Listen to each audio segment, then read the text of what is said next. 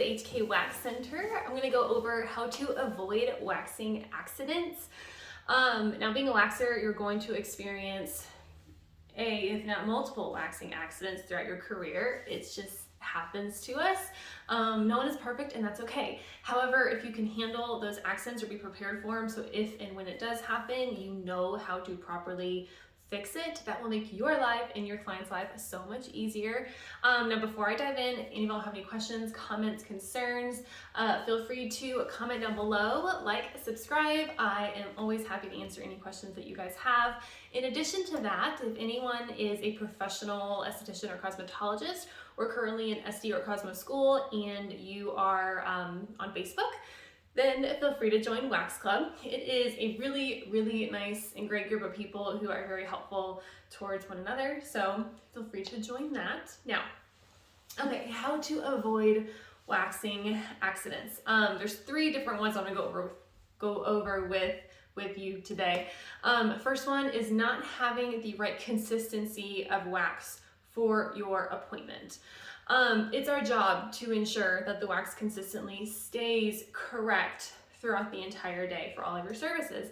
However, sometimes you might leave it on a little bit too warm or a little too cool, and within a matter of a couple minutes, your wax either gets too hot or is not hot enough and is too cool and is barely moving. So what do you do to fix that situation?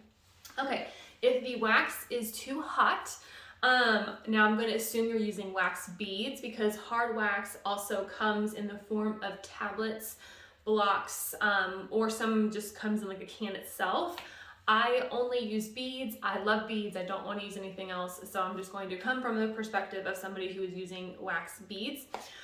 So if the wax is too hot, then take a couple of scoops of wax beads and dump them in your wax.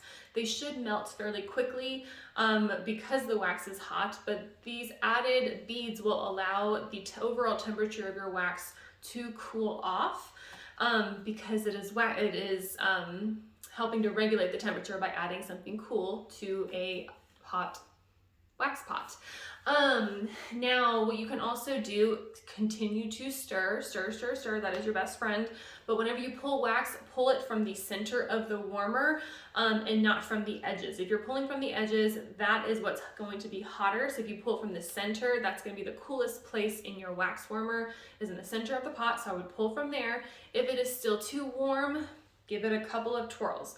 You would be shocked what a difference even like 5 to 10 seconds of extra twirling will do, and how that will very quickly lower the temperature of your wax and make it as a safe temperature to use on your customer. So just give it a couple extra twirls and you will be fine. Now, say the wax is too cool. This is a whole nother problem. Turn the wax warmer up. Make sure to turn it back down once you get it to the correct consistency, but turn it up. That means the outside edges of your warmer are going to start to heat the wax, So then I would take your stick and you start stirring from the outside edge, because that is going to be the hottest wax. I would stir from the outside edge and then like lap it over the center of your wax warmer, because that's going to be the coolest place. So if you do that, that warmer wax will start to then regulate the center wax, which isn't quite as hot, and get you to an overall good consistency. If that's still not good enough, then I would just pull from the outside edge whenever pulling up your stick, because that's going to be hotter than the center. So the opposite basically of what you have if wax is too hot. So your wax is too hot, pull from the center. If the wax is too cool, then pull from the outside. And obviously don't add any more wax if it's too cool, because that's only going to make it cooler, which you don't want. Okay, next thing, how to get wax out of hair. I had an absolute nightmare happen to me a couple years ago. I was doing the full face of one of my longtime clients who I love dearly. We got in a deep conversation, and I was at the part of her full face wax where I was doing her eyebrows. So I'm sitting there and she's laying down and I'm twirling my wax stick, and we're just in this deep conversation about something. I can't remember what it was. And all of a sudden I stopped twirling my wax stick without me realizing it, and lo and behold, a blob of wax falls right on her eyelashes. Thank God her eyes were closed. Oh my goodness. I freaked. I apologized multiple times. But obviously I had to get it out. So I allowed the wax to completely cool, and then I took a little bit of oil and I just started rubbing it in her eyelashes, and slowly the wax just came right off. A couple of eyelashes did come with it, which I felt really bad about.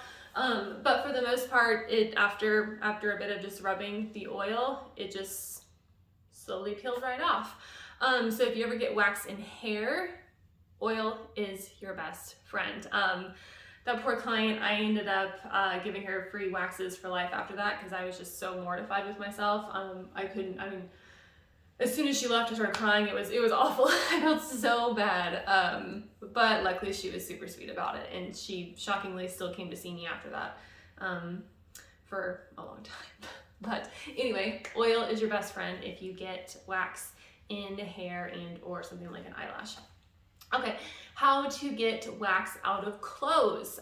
This is the exact reason why I wear scrubs, because the last thing I want to do is put on some nice pair of clothes, go to work, and then happen to get wax on me, and I seem to always get wax on me, so I only wear scrubs. But say you get it on yourself or even on your client, it is totally possible.